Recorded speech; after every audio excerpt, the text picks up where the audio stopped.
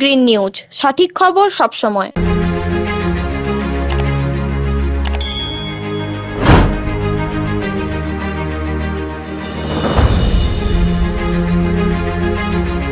সামনেই রয়েছে 2021 বিধানসভা নির্বাচন। সেই নির্বাচনকে লক্ষ্য করে ইতিমধ্যে বিভিন্ন রাজনৈতিক দল গোটা বাংলার বিভিন্ন প্রান্তে চলছে প্রকাশ্য জনসভা। তেমনি আজ কাকদ্বীপ বিধানসভার অন্তর্গত বাসন্তী ময়দানে বাম এবং কংগ্রেসের যৌথ উদ্যোগে চলছে প্রকাশ্য জনসভা। আগামী 28 ফেব্রুয়ারি ব্রিগেড সমাবেশের সমর্থনে এবং 2021 বিধানসভা নির্বাচনে এই রাজ্য থেকে তৃণমূলকে নিষ্ফল করে তুলতে এবং সাম্প্রদায়িক বিজেপির বিরোধিতা করতে এবং তাদেরকে নির্মূল করতে এবং রাজ্য সরকার তথাপি কেন্দ্র সরকারের বিরুদ্ধে একাধিক বঞ্চনার দাবি নিয়ে আজকের তাদের এই সমাবেশ। এবং ইতিমধ্যেই দেখতে পাচ্ছেন এই সমাবেশের যে সভামঞ্চ, সেই সভামঞ্চে একদিকে যেমন রয়েছে কংগ্রেসের তাবড় তাবড় নেতারা, অন্যদিকে উপস্থিত হয়েছেন বামের তাবড় তাবড় নেতারা, রয়েছেন বিমান বসু, উপস্থিত হয়েছেন মাননীয় আব্দুল মান্নান এবং সেই সঙ্গে উপস্থিত রয়েছেন ডক্টর সুজন চক্রবর্তী থেকে শুরু করে একাধিক বাম এবং কংগ্রেসের বিশিষ্ট নেতৃবৃন্দ। চোখ রাখুন সুন্দরবন গ্রিন নিউজের পর্দায়, দেখতে থাকুন আজকের এই প্রকাশ্য জনসভার কিছু চিত্র। কংগ্রেস জোট জিন্দাবাদ, কংগ্রেস জোটের ডাকে আজ বিকেলের সমাবেশে বক্তা কমরেড বিমান বোসের সমাবেশে বক্তা আব্দুল মান্নানের সমাবেশে কমরেড বিমান বসু লাল সালাম, কমরেড বিমান বসু লাল সালাম, কমরেড সুজন চক্রবর্তী লাল সালাম, মাননীয় আব্দুল মান্নান স্বাগতম, মাননীয় আব্দুল মান্নান স্বাগতম।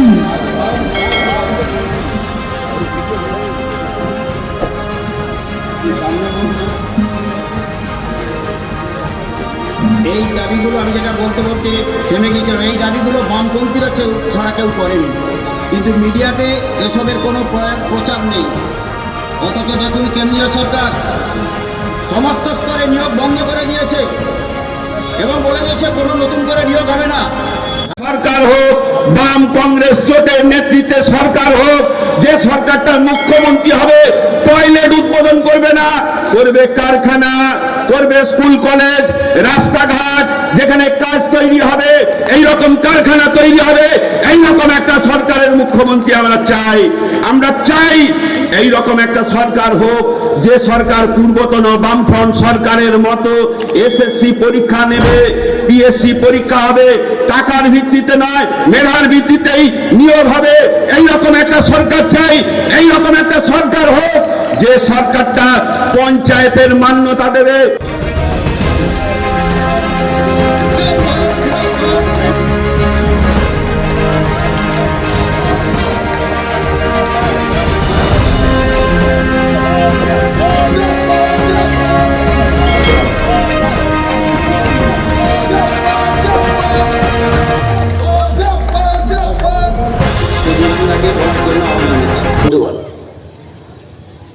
আমি শুরুতেই আপনাদের অভিনন্দন জানাই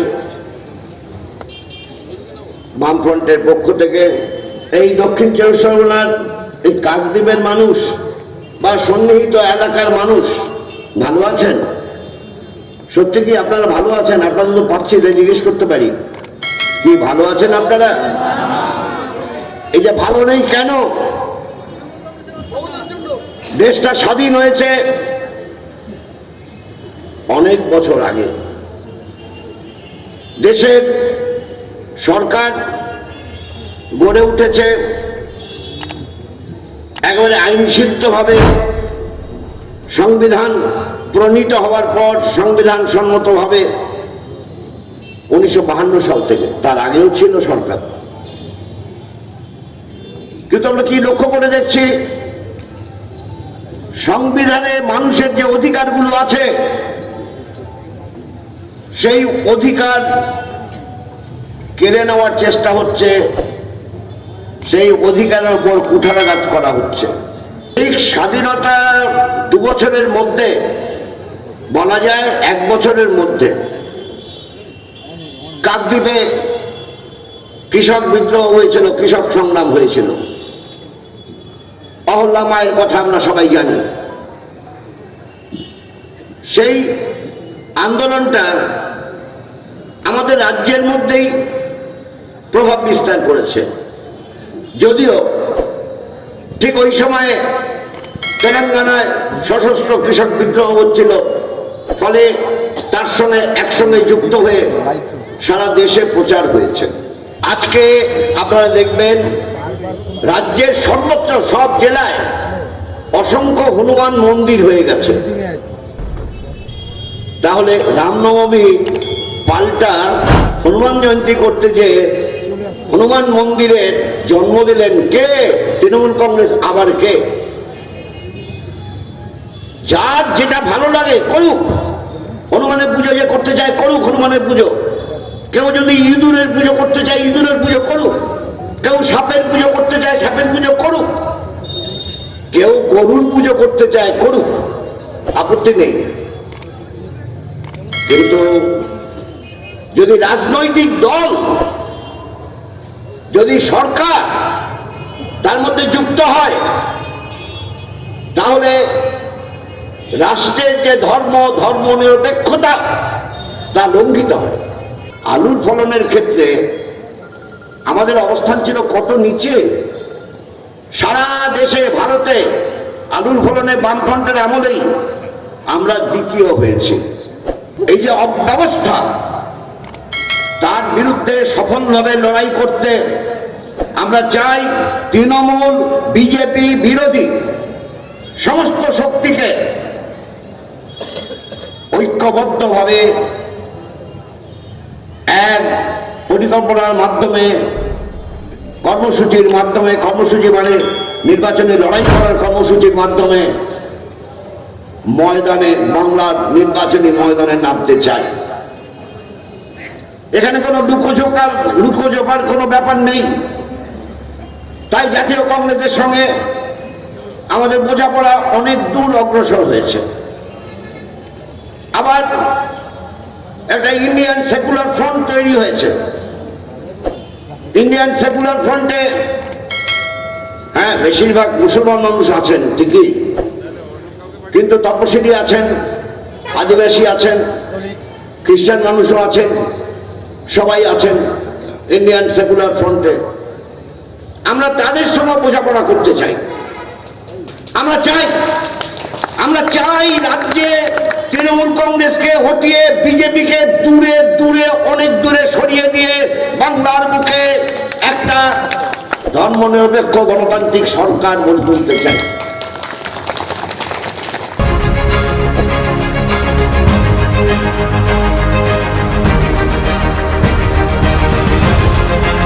আজকে পশ্চিমবাংলায় সেই ঐতিহাসিক দায়িত্ব পালন করার জন্য কংগ্রেস এবং বামেরা ঐক্যবদ্ধ হয়েছে ফ্যাসিস্ট শক্তিকে পরাস্ত করার জন্য। অনেকে প্রশ্ন করেন কে বড় ফ্যাসিস্ট, বিজেপি না তৃণমূল? কেউ কেউ আবার বলেন তৃণমূলকে হারাতে হবে না বিজেপিকে হারাতে হবে। আপনারা তো সুন্দরবন এলাকার মানুষ, হয়তো এটা ব্যাঘ্র প্রকল্পের এরিয়া নয়, একটু আগে গেলে ওদিকে গোসাবার দিকে গেলে আমরা দেখতে পাবেন সেখানকার মানুষকে যদি জিজ্ঞাসা করেন কি আপনার বড় শত্রু, বাঘ না কুমির, কেউ কি বলবেন যে বাঘের খপ্পর থেকে বাঁচার জন্য কুমিরের আশ্রয় নেব, কুমিরের খপ্পর থেকে বাঁচার জন্য বাঘের আশ্রয় নেব? কেউ বলবেন? কি করবেন? দুটোকেই সমানভাবে খতম করতে হবে, দুটোকেই সমানভাবে শেষ করতে হবে। বাঘের হাত থেকেও বাঁচতে হবে, কুমিরের হাত থেকেও বাঁচতে হবে। আজকে আমাদেরও সেই শপথ নেওয়ার দিন। নিজেরা শুধু নয়, বাংলাকে বাঁচাতে হবে। এই বাঘ আর কুমির বেশি দুই স্বৈরাচারী শক্তি, তৃণমূল কংগ্রেস এবং বিজেপি, দুটোকেই আমাদের হাত থেকে বাঁচাতে হবে, মানুষকে বাঁচাতে হবে। সেই দায়িত্ব পালন করার জন্য আজকে কংগ্রেস এবং বামপন্থীরা একটা হয়েছে। বিমানদাও কোনদিন কংগ্রেস ছিলেন না, কংগ্রেস হবে না, চিরকালই বামপন্থী আদর্শে বিশ্বাসী থেকে হবেন। আর আমিও কোনোদিন কমিউনিস্ট হব না, আমিও কংগ্রেসের আদর্শে বুদ্ধ থাকবো, কংগ্রেস আদর্শে নিয়ে চলবো। কিন্তু আজকে দুজনে হাত বাড়াতে হয়েছে, আমাদের সবাই হাত বাড়াতে হয়েছে মানুষকে মুক্তি দেওয়ার জন্য। আর একটা কথা কেউ কেউ বলেন তৃণমূল নেত্রী তো বিজেপির বিরুদ্ধে খুব কথা বলছেন। আরে বাবা, পাগলা হাতিকে যদি কেউ এখানে কাকদ্বীপ শহরে ছেড়ে দেয়, এনে দিয়েছে, সেই পাগলা হাতি যখন সব লন্ডভন্ড করবে, তখন কি থানা ওসিকে দায়ী করবেন? দায়ী করবেন কাকে? যে লোকটা পাগলা হাতিকে নিয়ে এসছে এখানে লন্ডভন্ড করতে ছেড়ে দিচ্ছে, তাকে আগে গ্রেপ্তার করার দরকার, তার আগে শাস্তির দরকার। কে পাগলা হাতিটাকে নিয়ে এসছে? দিদিমণি নয়, কিছু মুসলিম বন্ধুকে, সংখ্যালঘু সম্প্রদায়ের মানুষকে বিভ্রান্ত করার চেষ্টা করেছে, তাদের বোকা বানাবার চেষ্টা করেছে। এই যে বিমানটা এখানে বসে আছে, আমি ছাত্ররাজ্যের থেকে তাকে দেখেছি, ইউনিভার্সিটি লন্ডনে তার বক্তৃতা শুনেছি, বিমানদার শ্যামলদার সব বক্তৃতা শুনেছি। কোনোদিন দেখিনি টুপি পরে গিয়ে কোথাও গেছে। তো বিমানটা কি মুসলিম বিরোধী ছিলেন? মুসলিম বিরোধী ছিলেন বিমানদা? আমিও কোথাও তিলক করে ঘুরি না। দেখি আমি কি হিন্দু বিরোধী? আমার এলাকাতে সবই হিন্দু লোক, তার জন্য আমাকে পুজোর মণ্ডপে গিয়ে তিলক করে ফিতে কেটে তিলক করতে হয় না। আর বিমানদা করে মুসলিম প্রেমী হওয়ার জন্য কোনোদিন টুপি পরে রাস্তায় ঘুরতে হয় না, আমি নামাজ পড়ি করতে হয় না, রোজা রাখি। আমাদের দিদিমণি আপনাদের এখানে এসে বলেছেন যে আমি নামাজ পড়ি, রোজা রাখি। সুজনবাবু সাক্ষী আছে। আমি তাকে একদিন বিধানসভায় জিজ্ঞেস করলাম, দিদিমণি আপনি তো নামাজ পড়েন, রোজা রাখেন, আচ্ছা নামাজ পড়তে গেলে তো একটা উঁচু করতে হবে, উঁচুটা কিভাবে করতে হবে বলুন তো? উঁচুটা কিভাবে করতে হবে বলতে পারে? পাশে ফেরা ডাকে ছিল, আমি ববি তুই একটু বলে দে না ভাই। হয়ে গেল। আমার স্যার নামাজ পড়তে গেলে কোন নামাজটা পড়েন? আমাদের তো 5 ওয়াক্ত নামাজ আছে, এটা ফরজ আমাদের কাছে। তার মধ্যে আবার ফরজ আছে, সুন্নত আছে, কোনটা ওয়াজিব আছে, কোনটা নফল আছে। যদি কোন নামাজটা পড়েন, কোন ওয়াক্তের নামাজে কত রাকাত আছে বলুন তো? হিজাব পরে বললেন আমি নামাজ পড়ি। এই ভণ্ডামির কি দরকার? আবার বলেন আমি রোজা রাখি। আমি রোজা রাখেন? তো রোজা রাখেন একটা সেহরি খেতে হয়তো, সেহরিটা বলুন তো, সেহরির নিয়তটা কি বলুন? রোজা যখন ভাঙেন তখন ইফতারের নিয়তটা কি বলুন? আবার রোজা রাখি বলে আপনার এখানে বক্তব্য দিলেন, গিয়ে পাশে মন্দিরে গিয়ে আবার প্রসাদ খাচ্ছেন। তা আমি কোন ধরনের রোজা? আমিও তো রোজা রাখি, আমি প্রায় 50 বছরের বেশি সময় ধরে রোজা রাখছি, কিন্তু কোনোদিন ওইটা করতে হয় না আমাকে। কোথাও প্রসাদও খেতে হয় না, নিমন্ত্রণ খেতে হয় না। হিজাব পড়লেই সব শুধু মুসলমান হয়ে যায়। এগুলো হচ্ছে ভণ্ডামি। যে অবস্থা আমাদের দেশে চলছে, আমাদের রাজ্যে চলছে, দেশে এবং রাজ্যে ভয়াবহ ভয়াবহ। চীন অথবা পাকিস্তানের বর্ডারে যত সুরক্ষার ব্যবস্থা আছে, তার চেয়ে কঠিন সুরক্ষা মোদিজিকে করতে হচ্ছে দিল্লিতে কৃষকদের ভয়ে। যেন মনে হচ্ছে বিদেশি শক্তির চাইতেও আমাদের কৃষকরা আমাদের দেশের কাছে বেশি বিপজ্জনক। এটা একটা অসভ্যতা দিল্লির সরকার যা আমাদের কৃষকদের উপর চাপিয়ে দিচ্ছে। কৃষকের জমির অধিকার কেড়ে নেবে, কৃষকের চাষের অধিকার কেড়ে নিয়ে চুক্তি চাষ করবে, অত্যাবশ্যকীয় পণ্যের অধিকার কার্যত কেড়ে নিয়ে মজুতদারি আর কালোবাজারির বন্দোবস্ত করে দীর্ঘ লড়াইয়ের মধ্য দিয়ে অর্জিত মানুষের খাদ্যের নিরাপত্তা তাকেও কেড়ে নেবে। কৃষকের বিরুদ্ধে যুদ্ধ করছে দিল্লি, মানুষের খাদ্য নিরাপত্তার বিরুদ্ধে যুদ্ধ করছে দিল্লি। জিনিসের দাম আকাশ ছোঁয়া, পেট্রোল ডিজেল সারা দুনিয়াতে দাম যেভাবে কমেছে, এটা ঠিক উল্টো ভাবে বেড়েছে। কদিনের মধ্যে রান্নার গ্যাসের দাম খালি বাড়ছে তো বাড়ছে, লাফাচ্ছে তো লাফাচ্ছে। যে মানুষেরা 2019 সালে মনে করছিলেন আচ্ছে দিন আনেওয়ালা হ্যায়, মোদিজি তিনি নাকি সর্বশ্রেষ্ঠ, তারা এখন পারলে খেয়াল করুন আচ্ছে দিন আদানি আর আদবানির মানুষের জন্য বুড়া দিন, বিপদের দিন, কষ্টের দিন। এটাই আমাদের ভারতবর্ষে চলছে। 16টা সারা দেশের বাকি মুখ্যমন্ত্রীরা মিলে বিজেপির আসন বাড়াতে পেরেছেন 5টা, আর মমতা ব্যানার্জি একা বিজেপিকে উপহার দিয়েছেন বাকি 16টা আসন। না বুঝবার কোনো কারণ নেই। মোদির ভরসায় দিদি, দিদির ভরসায় মোদি, এই ঠিক এক অবস্থার মধ্যেই আমরা রয়েছি। বুঝতে হয়তো একটু অসুবিধা হতে পারে। একই কথা পশ্চিমবাংলায়, কাজের ব্যবস্থা নেই, শিল্প শুকিয়ে গেল, ধ্বংস হলো। বছরে বছরে চাকরি গল্প কথা। বাবা মা ছেলে মেয়েকে লেখাপড়া করিয়েছেন, জল ভরা চোখ নিয়ে স্টেশনে গিয়ে ছেলেকে বিদায় দিয়ে কার্যত নির্বাসনে পাঠাতে হচ্ছে। স্ত্রী পুত্র পরিবার ছেড়ে লেখাপড়া জানা ছেলেটা, বাংলায় কাজের কোনো সুযোগ নেই। পুনে অথবা ব্যাঙ্গালোর, আমাদের এই আশপাশের বহু পরিবার, বহু ছেলে মেয়ে বাইরে কাজ করছেন, আমরা টের পাচ্ছি। একটু ঠিক তেমনি করে একটু গরিব মানুষ যদি হয়, মজুর যদি হয়, তাহলে হয় কেরালা, নয় তামিলনাড়ু, নয় গুজরাট, নয় মহারাষ্ট্র, পরিযায়ী শ্রমিক। কেন এরকমটা হয়? গত কয়েকটা বছরে 8 গুণ বেড়েছে পরিযায়ী শ্রমিকের সংখ্যা বাংলা থেকে যারা অন্য রাজ্যে গেছেন। কেন? কে তার জবাব দেবে? কি অবস্থা আমাদের সাধারণ মানুষের, দোকানদারদের, ব্যবসায়ীদের, মা বোনদের, স্কুল লেখাপড়া, মাস্টারমশাইদের, চাষিদের। কাকদ্বীপ এলাকার মানুষ মৎস্যজীবী, তারা আমাকে অনেক বেশি জানেন। গত 1-2 বছরে তাদের জীবন কার্যত বিপজ্জনক হয়ে যাচ্ছে। এমনকি মৎস্যজীবীদের পাশে দাঁড়াবার মতন কেউ নেই। এই অক্ষয়নগর ট্রলার ডুবি হয়ে মানুষ মারা যাওয়ার পর আমরা বারে বারে সরকারের কাছে গেছিলাম।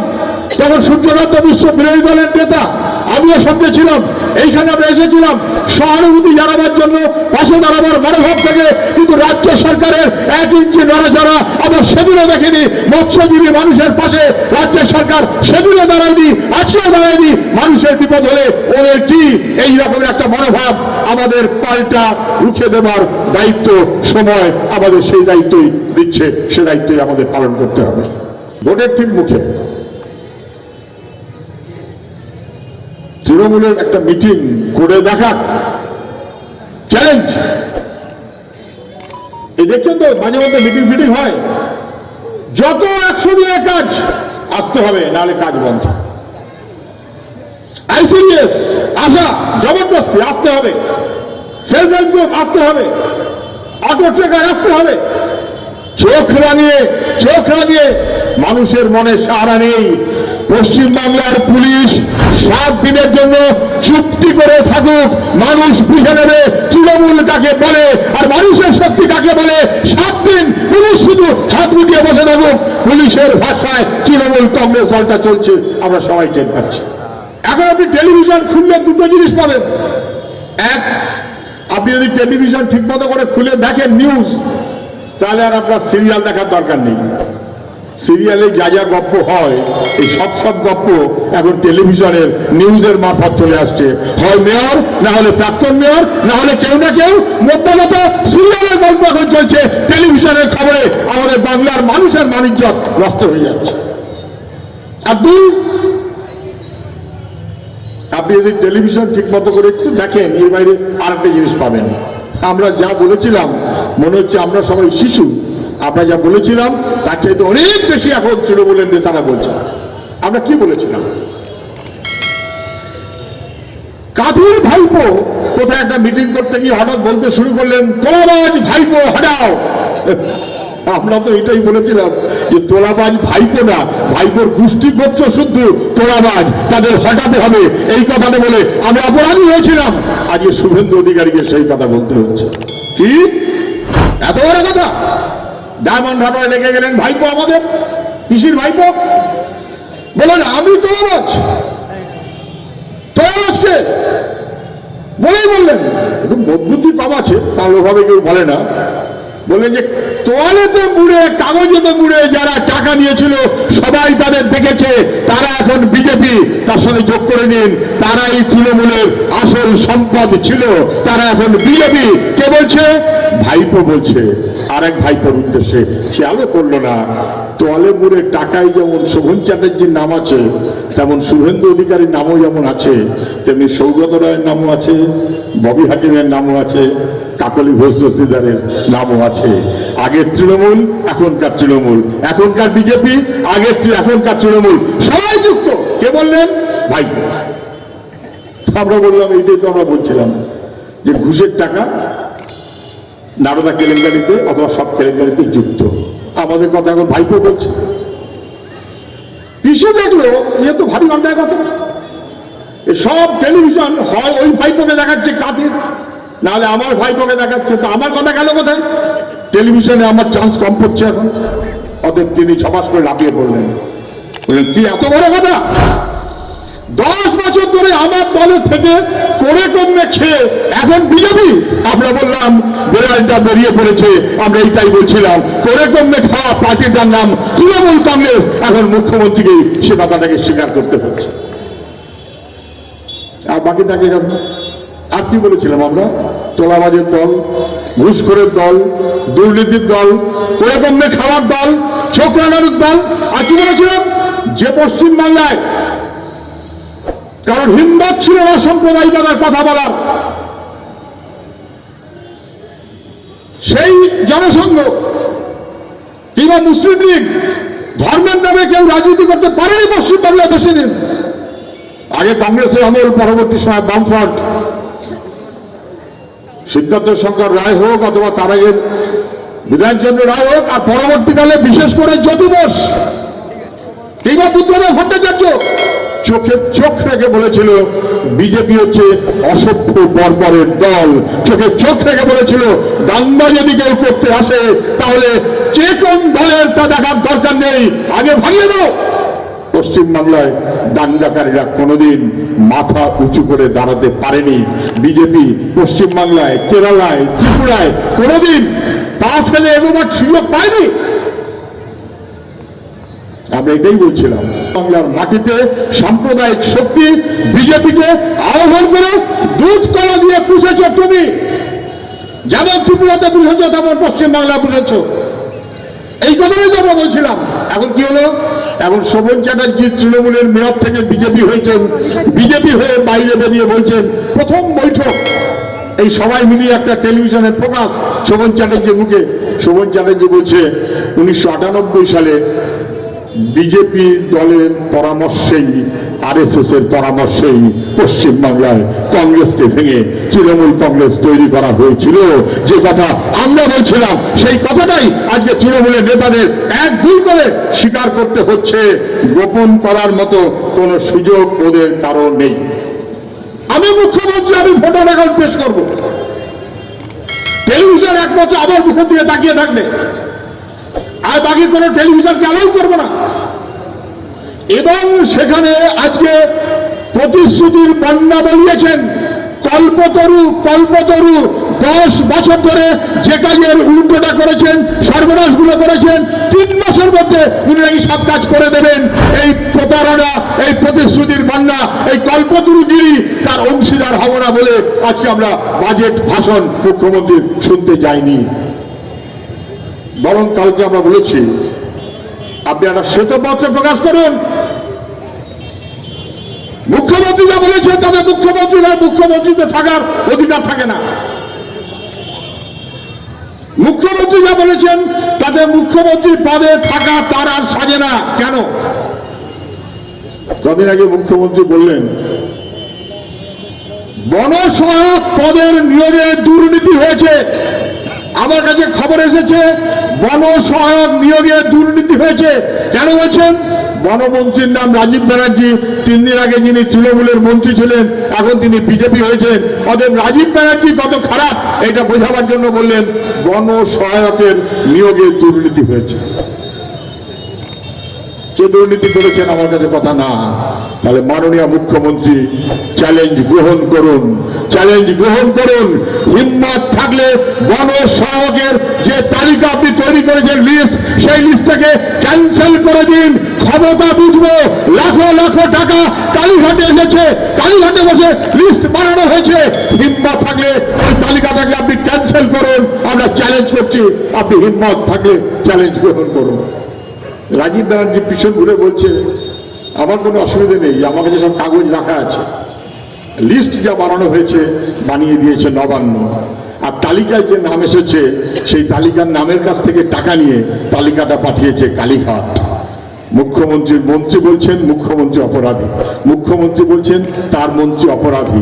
আর একটা এমএলএ, সে আমরা বলতাম যে 13 জন এক পরিবারের চাকরি পেয়েছে, সে বলছে 13 না, আমি 46টা নামের চাকরি দিয়েছি, টাকার বিনিময়ে চাকরি দিয়েছি, এবং তা একেবারে তৃণমূলের দপ্তর থেকে সোজা খাম বন্ধ করে নামের লিস্ট এসেছে, আমি চাকরির ব্যবস্থা করে দিয়েছি। কোথায় গেছে পশ্চিমবাংলা? কোথায় গেছে? যেখানে শাসক দলের নেতা মন্ত্রীরা পারস্পরিক খেউড়ে নেমেছেন, সে খেউ টেলিভিশন দেখাচ্ছে। তাহলে গত 8 বছর, 9 বছর, 7 বছর, 5 বছর, 3 বছর ধরে আবার কাকদ্বীপের ছেলে স্কুল সার্ভিস কমিশনের পরীক্ষা দেওয়ার পর চাকরি পায়নি বলে যে অভিযোগ করেছিল সত্য। টেট পরীক্ষা দুর্নীতি হয়েছে, আমাদের নাম খারাপ যে ছেলেটা অভিযোগ করেছিল সেটা সত্য। আবার সাগরের যে ছেলেটা বলছিল বন সহায়কের পদে দুর্নীতি হয়েছে সেটা সত্য। আমাদের সাধারণ মানুষের অভিযোগগুলো সত্য। সরকারের মন্ত্রী, মুখ্যমন্ত্রী তা যখন মানছেন, মাথা নিচু করে গলায় গামছা দিয়ে পদত্যাগ পত্র দিয়ে চলে যাওয়াটা, এটাই আপনার দায়িত্ব। যদি না করতে পারেন, আগামী 11 তারিখ আমাদের যুব এবং ছাত্ররা তারা দল বেঁধে নবান্নে যাবে। মাননীয় মুখ্যমন্ত্রী, আপনি স্বচ্ছতার সাথে নিয়োগ করতে পারেননি, আপনাকে রিলিজ অর্ডার ধরিয়ে দিলাম, নবান্ন থেকে আপনাকে রিলিজ করিয়ে দিলাম। নবান্নে থাকবার অধিকার আপনার থাকবে না। মুখোমুখি অপেক্ষায় থাকুন, এর কোনো বিকল্প আমাদের থাকতে পারে না। আজকের বাজেটটা অর্থমন্ত্রী পড়বেন না, মুখ্যমন্ত্রী তার রাজনৈতিক স্বার্থ বজায় রাখার জন্য বাজেটে কিছু অযথা প্রতারিত এবং প্রতিশ্রুত অযথা কথা বলবেন। এটা হবার কথা নয়, বিরোধীদের কথা বলতে দেওয়া হচ্ছে না এবং হবে না। আমরা সেই কারণে আজ ভাষণ বয়কট করেছি। মুখ্যমন্ত্রীর এই ভাষণ শুধু মুখ্যমন্ত্রীকে দেখাবার জন্য প্রশাসনিক ব্যবস্থা হয়েছে। আর এটা কি বাজেট নাকি? এটা ভোটার অ্যাকাউন্ট, 50 কোটি টাকার উপরে ঘাটতি। তারপরে কি বললেন? সবই তো বলছেন 5 বছরে কি করবেন। আরে 5 বছর তো আপনি নেই, আপনি আছেন তো আর 2 মাস কি, তারপরে 3 মাস, ম্যাক্সিমাম 2 মাস 3 মাস, তার চেয়ে বেশি তো আপনি নেই। আপনি 10 বছরে ইয়া করেননি, হঠাৎ এখন মনে পড়লো আপনি নাকি প্রত্যেক বছর পাড়ায় সমাধান করবেন। তার মানে প্রত্যেক বছর পাড়ায় সিন্ডিকেটবাজি করবেন আর তোলাবাজি করবেন। সেটা কেন আমরা মান্য করতে যাবো? আপনি এতদিন মনে পড়েনি, এখন আপনার সব মনে পড়েছে। 500 শিক্ষকদের কাজটা শুনলেন না? 3 লক্ষ টাকা তো সবাই পান, যারা কন্ট্রাকচুয়াল তারা সবাই পান। তাহলে 500 শিক্ষক এতদিন ধরে আন্দোলনে আছে, তাদের পাশে দাঁড়াবার মতন সরকারের কোনো আগ্রহ হলো না। এবং সরকারি অনুমোদন থাকলে মাদ্রাসা অনুমোদন পাবে, এই কথাটা কেন বলছেন? তাহলে বলুন যে 10,000 মাদ্রাসার অনুমোদন আমি অসত্য বলেছি, মিথ্যা বলেছি, ভোটের জন্য বলেছি, নতজানু হয়ে ক্ষমা চান। সে না করে এখন বলছেন 10,000 মাদ্রাসা করে উল্লেখ না করে আবার নতুন আবল তাবল কথা বলছেন। হঠাৎ এখন মনে পড়লো না যে নেতাজির নামে ব্যাটালিয়ান করবেন। খুব ভালো কথা, 10 বছরে নেতাজি মনে পড়েনি? তাহলে নেতাজিটাকেও আপনাকে মনে করিয়ে দেওয়ার জন্য মোদিজিকে দরকার হয়? মোদিজিকে দরকার হলো নেতাজি মনে করিয়ে দেওয়ার জন্য? কদিন আগে আপনি তো পুলিশে ব্যাটালিয়ান করলেন, তখন তো নেতাজি ব্যাটালিয়ান মনে পড়েনি। আপনার হঠাৎ আজকে নতুন করে সব মনে পড়ছে। উনি বলছেন নেতাজি রাজ্য যোজনা কমিশন করবো, মানেটা কি? রাজ্য যোজনা পর্ষদ 2.5 বছর সভা হয়নি, তার চেয়ারপারসন মুখ্যমন্ত্রী নিজে, 2.5 বছর কোনো সভা হয়নি। দিল্লিতে যেমন যোজনা কমিশন তুলে দিয়েছে, সেইখানে এখন দিল্লিতে হয়েছে নীতি আয়োগ। পশ্চিমবাংলায় মুখ্যমন্ত্রীকে আমি চ্যালেঞ্জ করছি, আপনি দেখান জেলা পরিকল্পনা পর্ষদগুলো গঠন করে তা কাজ হচ্ছে কিনা। হচ্ছে না। একেবারে বাসন্তী ময়দানের যে মাঠ, যেখানে দেখতে পাচ্ছেন বাম এবং কংগ্রেসের একাধিক কাকদ্বীপ বিধানসভার অন্তর্গত হাজার হাজার সমর্থনকারীরা এবং কর্মীরা যারা দলে দলে এই সমাবেশে যোগদান করেছে।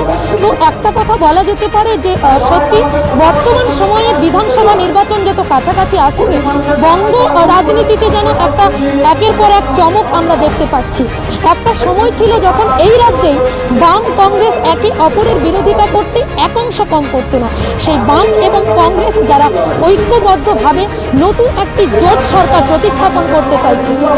সেই সঙ্গে আরেকটা কথা জানিয়ে রাখি, সামনে এই বিধানসভা নির্বাচনকে টার্গেট করে সরাসরি এই সভামঞ্চ থেকে কেন্দ্র সরকার এবং রাজ্য সরকার, বিশেষত মাননীয় মুখ্যমন্ত্রী মমতা বন্দ্যোপাধ্যায়ের নাম করেই একাধিক বঞ্চনার দাবি তুলছেন।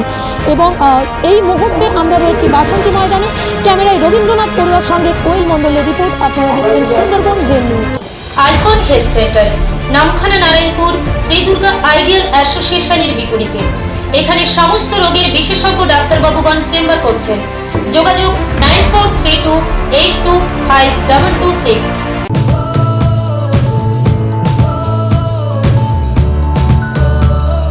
সুন্দরবন গ্রিন নিউজের সমস্ত খবর সবার আগে পেতে আমাদের চ্যানেলটিকে সাবস্ক্রাইব করুন এবং পাশে থাকা নোটিফিকেশনের বেল আইকনটি বাজিয়ে দিন।